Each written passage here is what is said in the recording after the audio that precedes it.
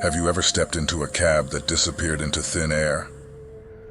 A young woman, late 20s, nervously taps her phone. 2:13 a.m. flashes on the screen.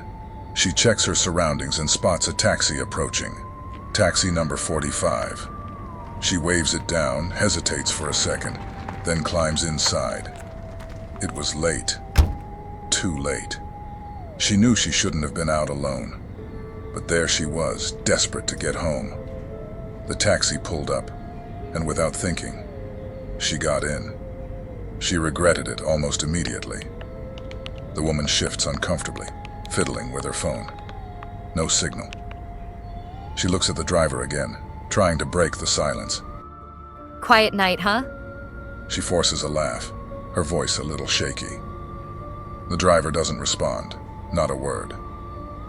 His eyes stay glued to the road, his hands gripping the wheel tightly. Her unease grows. Why isn't he answering? Something was wrong. The streets outside were unfamiliar, and the cab didn't feel right. The air was heavy, thick with the scent of metal. She could feel her skin crawl, her heartbeat quickening. The woman's unease turns to dread. She tries to make conversation again. Are we taking a shortcut? Still no answer.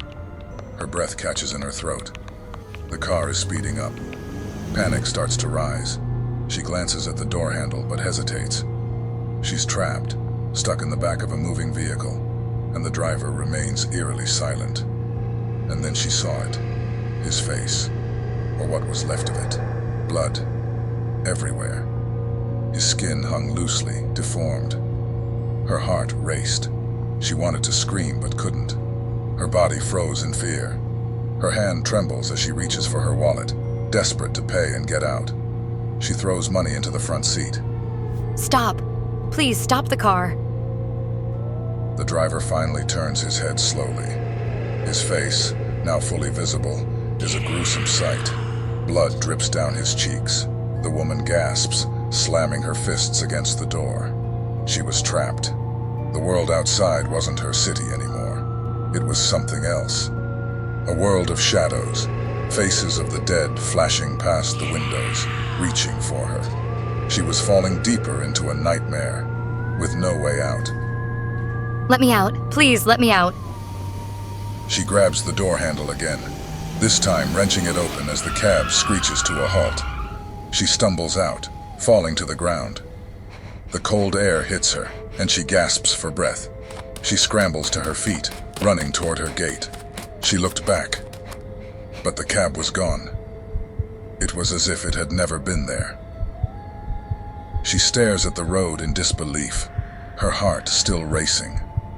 Slowly, she turns back to her house, but something catches her eye. A news clipping taped to the lamppost by her gate. It's old, faded, but the headline is clear. Tragic accident. Taxi number 45. Driver killed in horrific crash. It crashed and burned years ago.